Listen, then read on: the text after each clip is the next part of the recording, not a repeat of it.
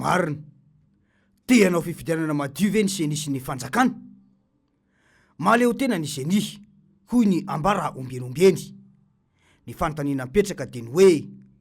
raha andrafitra misy eo anivon'ity mpikirakira ny fifidianana ity tena maleo tena ve izy ireo ny fanavozana manontony ny lisy mpifidianana no vaovao maresaka eto amin'ny firenena ankehitriny ny fokotany ny distrika miaraka amin'ny ministera ny atitany no isan'ny tompon'andraikitra miara-miasa amin'ny seny amin'ny fanatanterahana izany eo dia efa mipetraka ny olana amin'ny fampiasana ireo mpiasa-panjakana amin'ny andraikitra raisy ny seny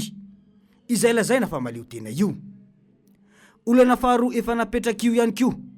ny olana izay mandrafitra azy olona mpitondra ankehitriny avokoa no ankamarony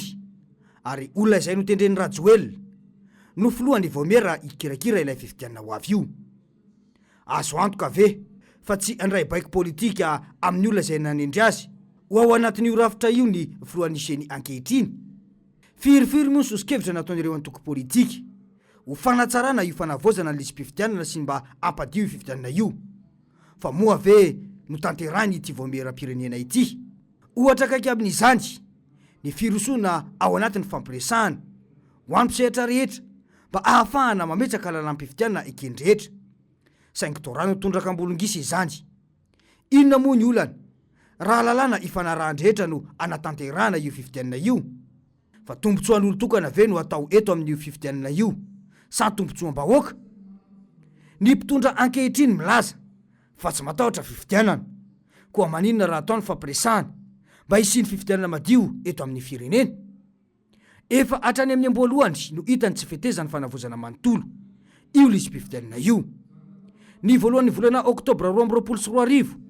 no nanomboka ny fanaovana ny fakana anarana ho an'ny olo-pirenena feny taona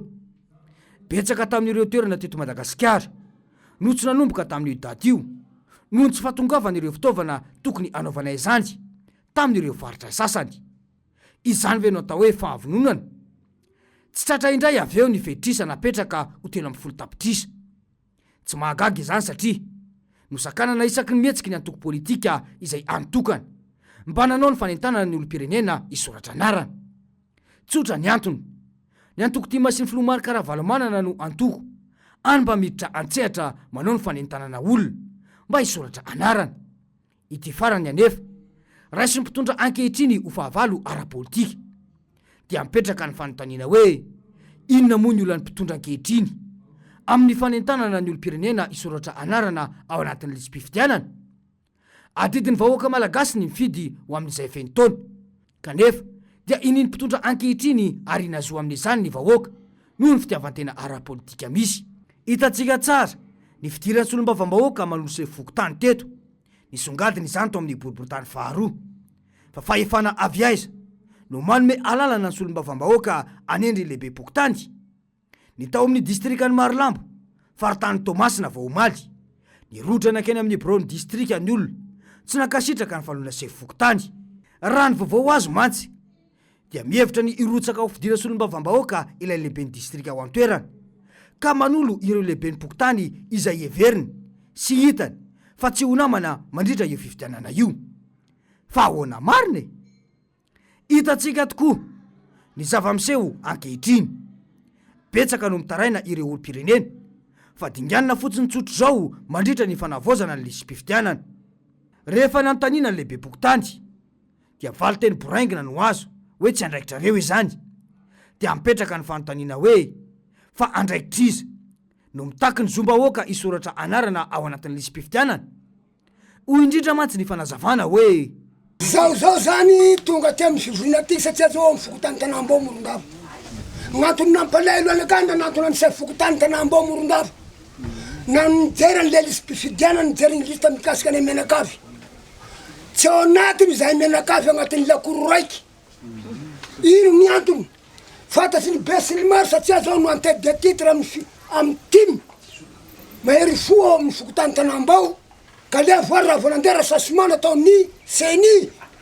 tsy nafandalova ao aminay seny satria seny fopy ro nandalo tsy tena izy mihitsy ro nandalo fa piasan'ny fokotany ro natao remplaçant nandalo nano passage lafa zay ro nano absence tsy nandalo ro après midi tsy agnaty liste zahay nataoko ny contrôle verification ino raiky nanino raiky tsy misy roaty anaty listera vao tsy niariko ny marina tratsy ka iny reo fokotany tena manao erreur tsy ao contre tsy ao bibiango zavatsy hava tsy mampalahelo fa zahay mba tokony ho agnaty listy anisan'ny mba olo ifidy aby reto zahay ao misy firimianaka agnatin'ny lakoro raiky na ino ao dingagnina satria lese fokotany parti contre agnamiko ka le voara tsy problème dia misy zavatra zany tsy io ihany fa ity ihany kio ny iray toerana samihafa zahay avao mifokotany morondava santy raha ny zavatra hita koa de ohatry zao ny akamaroan'ny olona ao tsy voasoratra anarana rehefa manontany ao ka manao desante ao a de mivaly teny azy ao de tsy anjaranao fa anjarany atao fokotany nefa rehefa tena diniako le izy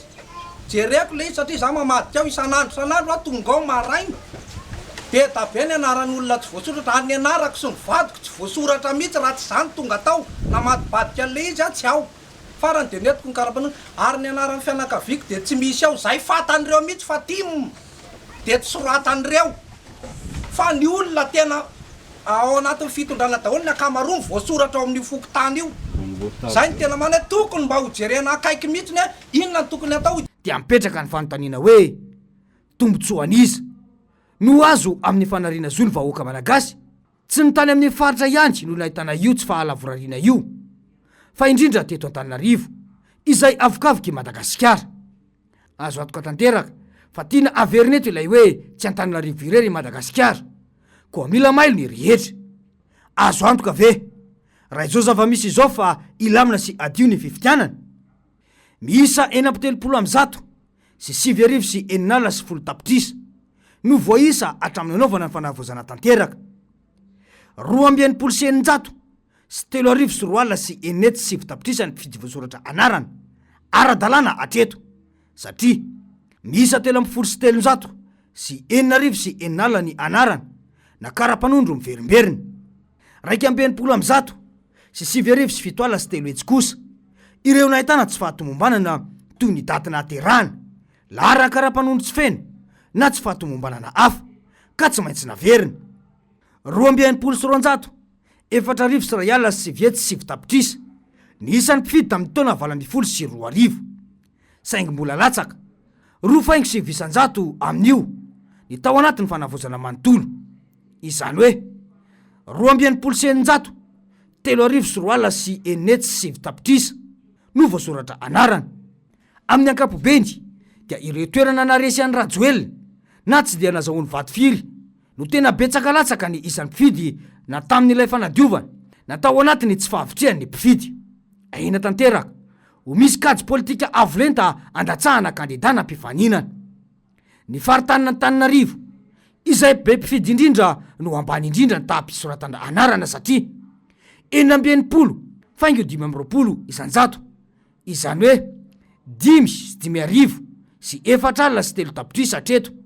no voasoratra anarana raha toka 9 sy 500 sy 5,000 sy 3 sy 3 sy 3 tapitrisa ny tamin'ny taona 20 izany hoe latsaka 5,20 sy 500 sy 9 sy 2 na miiba 8,700 mitaha tamin'ny taona 20 ny faritra telo amin'ny 4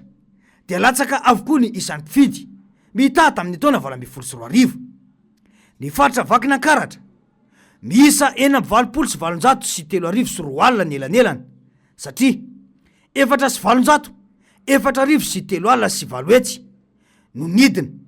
2,700 sy 2 sy 8 izany hoe ny 9,500 mitaha tamin'ny taona 20 ny faritra Bonglava 7 sy 300 sy 1 sy 3 sy 8 lasa 2,700 sy 700 8 sy 3 sy 8 izany hoe ny 9,700 sy 800 na 8,100 ny tao itasy misy fitombony saingy ambany dia ambany satria 50 sy 3 sy 9 sy 3 no lasa 2,700 sy 300 4 sy 9 sy 3 saingy 8,400 ny fiakarana raha atao ny salanisa afaka miala olana manoloana izao tranga rehetra voatanisa izao ve ny seni raha ny hita dia tetika efa matipaika ny zava-miseho ankehitriny ary tokony ho mailo ny malagasy rehetra. Ny vahoaka ny tompon'ny fahefana am'ty taona ity 5 volana sisa de ifarana ny tompitondrany ny fitondrana rajoelina. Iarahantsika mahita io anefa ny zava-misy sahady fa kasain'ny sasany obodoina fotsontsotro zao ny fahefam-bahoaka amin'ny alalany fifidianana io. Atreto dia mampiseho fa ray aman-dreny ny filomary karavalomanana. Isan'izany ny fahatongavany nanamarina ny anarany teny amin'ny fokotany faravohitra. Mbola manana fotoana tokoa mantsy ny olo-pirenena anamarina sy isoratra anarana ao anatin'ny lisam-pifidianana amin'izao fotoana. Izao fahantrany izao fahoriana sy krizy lalina mahazo ny malagasy izao dia didin'ny olo-pirenena no manala izany amin'ny alalan'ny fifidianana. Tsy ho afaka anao izany anefa ny malagasy raha tsy misoratra anarana ao anatin'ny lisam-pifidianana. Raha tsy ndrehetra no mijoro an'ny fahamarinana io dia oloza no anjo ny fiainan'ny malagasy mandritra ny 5 taona manaraka indray. Efa iarahan-drehetra mahita io fomba fiasan'ny seni sy ny fanjakana manoloana io fifidianana io dia mbola ho anaiky ambakaina foana ve sika vahoaka fa ahoana mariny.